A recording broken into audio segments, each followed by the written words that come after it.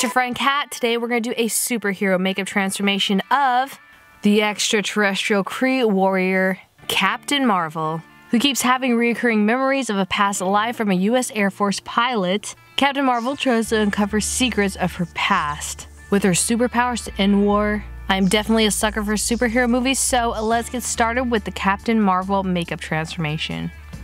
First, I just need to get out of the way. I am not nude. I do have a strapless top on because we're definitely going to do a whole body painting of the Captain Marvel costume. And then I'm going to put a wig cap on because we're definitely going to put on a wig later because sis, if I could grow luscious blonde hair like Captain Marvel can, it would be over for everybody because that would be cute.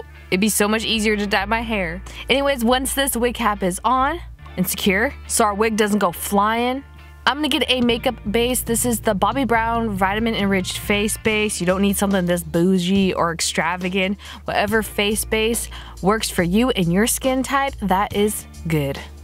And then we're gonna use one of my new favorite foundation sticks. This is the Wet n Wild Photofocus foundation stick. To start on the beauty makeup of this, and FYI, you do not need to paint on the costume like I am doing. I'm just practicing body painting. You could literally just buy the Captain Marvel costume because it's so much easier. But you could follow these steps to do the beauty makeup to look similar to her. I just like going the hard route for everything to practice my mind with makeup because I'm extravagant and crazy. We're gonna blend that foundation in with the foundation brush. This foundation is so easy to blend into the skin, super cheap and affordable, and you can't forget to blend it in your ears and on your neck. Speaking of affordable, cheap, great products, I'm using the E.L.F 16-Hour Camo Concealer. This is one of my all-time new favorite full coverage concealers. I'm putting that around my eyes, on my nose and forehead, in certain areas where I have redness, blemishes. I got a lot of those lately. And then we're gonna blend that in with the same foundation brush. And then I'm getting a different brush that's smaller to blend in the concealer around my eyes. I use brushes to blend in my concealer because they don't push on my sinuses too hard, and I have the worst sinus allergies that you probably have ever heard of. So this just helps that.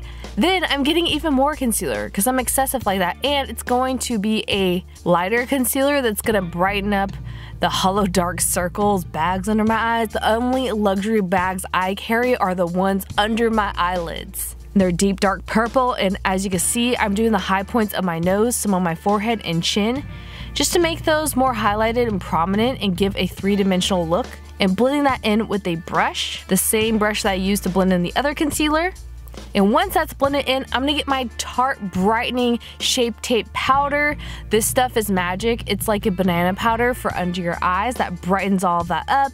We're setting it very lightly with a brush. Then we're gonna start to contour and snatch that nose. I'm getting my Graftobian Cream Contour Palette. They make some of my favorite cream contours for any character makeups because they're more cool tone and they have various shades. And I'm contouring my nose, again, making sure it's snatched. I have a little bit more of a very small, but a little bit more wider at the end nose because I am not full Caucasian like this girl probably is. So I'm contouring my nose, and as you can see, I'm contouring my jawline, the sides of my cheekbones to make it look more prominent, and the sides of my forehead.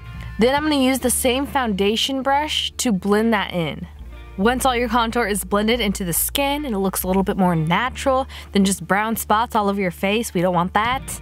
I'm gonna get some cream blush, putting that on the apples of my cheeks with a dual fiber brush, and then I'm going to use it also as a lipstick to make a very natural lip, but I'm going to make my lips look even smaller because I've got some gigantic lips, so I'm taking some concealer to shorten my bottom lip up a lot. And once you look like your lips are thin enough, I'm going to do some more contour where I think I need to touch it up before powdering some of that down with translucent setting powder.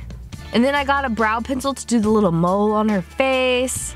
I just got my concealer with an angled brush to hide some of the brow hairs on the top part of my brows because Captain Marvel has some more straight brows than I do, and I have an arch in my brow. And then we're gonna start with a dark brown brow pencil to lightly fill it in and put more hairs in towards the center of my brow. Then we're getting a lighter brown brow pencil to do more hairs because we wanted a mix of like a light and dark brown. Since she's gonna be blonde, we don't want it too dark. So I'm doing the same thing on the other side. Brow pencils are great for this because they give natural brow hairs. And we're gonna even shorten the brows up more. This is killing my heart a little bit because I take so much time to arch my brows and make them look cute, but I'm shortening them up with some concealer. Then I'm just getting a cool tone brown matte eyeshadow with a fluffy blending brush and pushing that on the outer corner and on the bottom lash line to have a natural smoky eye. And then we're gonna even put some on the contour of our nose, smoking that out a little bit more. She has very smoky light brown eyes. And then we're gonna get a black eyeliner pencil to color in that waterline. And not only the waterline, but we're also gonna tightline as well. She doesn't have like a thick liner or a cat eye or anything. She just has a very light smoky eye. Now we are gonna curl our lashes to prepare them for some mascara. I'm getting this mascara that I love but dries out way too quickly by Revlon. I have some issues with it.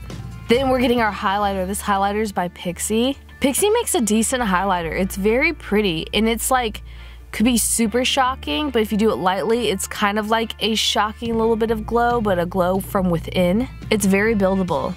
And then I'm putting some false lashes on, some very natural Ardell wispy ones, and gluing that with lash glue on my lashes.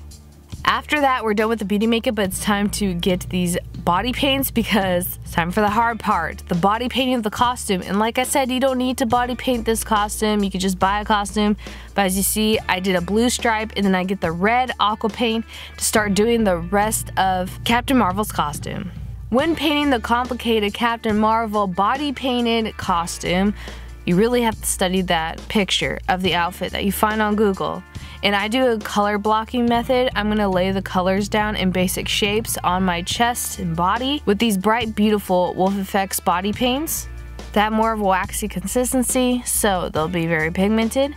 I'm just painting the sections of the costume that were sewn together. That might sound a little bit complicated, but it's like the armor of the superhero, like where the shoulder pads are and each piece would be sewn together on the costume. Some more blue aqua paint to do the inside parts of the red because we don't want them to mix together to turn purple. That would be terrible.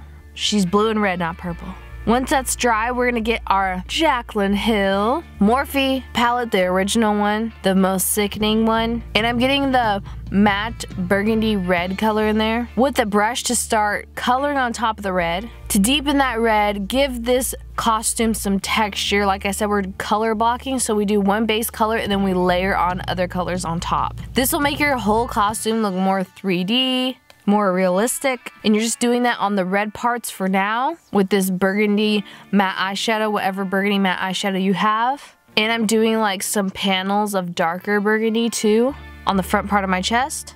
Then I'm getting my gilded gold powder. This is from Graftobian and it's this amazing metallic powder that you have to get a activating liquid that they sell with it. Mehron makes a similar product and it makes this beautiful gold paint that we're painting the star on the outfit chest piece of Captain Marvel.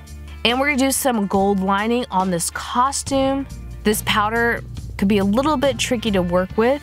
On some angles, it looks like barely anything's there, that you just press in some cheap shadow. And on other angles, if you have the light casting on your outfit like this, you could definitely see the gold. Once all that gold pigment is lined on the chest and certain design areas of this outfit, we're gonna get some matte black eyeshadow. I'm just using my Ofra Pro palette with an angled brush to do the stitching on certain parts of the outfit. This is gonna give more outline and detail. It's like if you draw a cartoon and it doesn't really look like a cartoon unless you have not only the proportions right, but the color's very pigmented, and then you outline it in a thin black line. For most cartoons, it's just like putting a frame on a picture. And these black lines are definitely gonna give us a lot of framing of the beautiful work in detail. Most importantly, we're shadowing certain parts near our neck, doing more outline on those panel pieces on the front of that vest outfit where it like zips together in the front. You can even get a large powder puff with that matte black eyeshadow if you wanna do more shading on certain parts. Like the little powder puffs. If you don't have one of the big powder puffs, you can use a smaller one, or even those little eyeshadow sponges that they still put in some drugstore makeup that I don't even know why they still do that.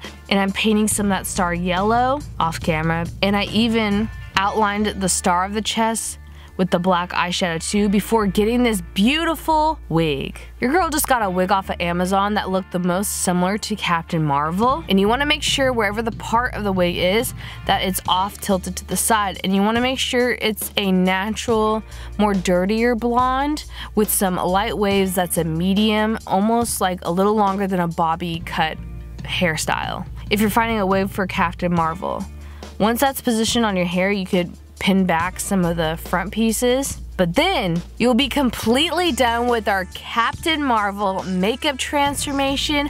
I hope you guys enjoyed this.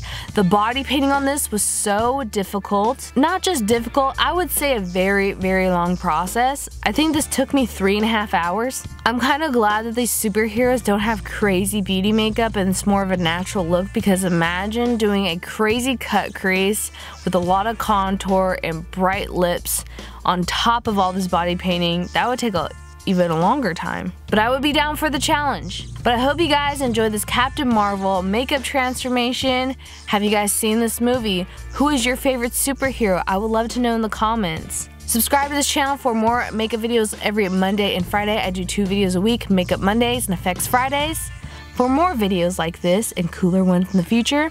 But now it's time for me to turn back into myself. If you guys do this makeup, all the products I use will be in the description box below. If you do the makeup as well, post on Instagram and tag me #CatSketch.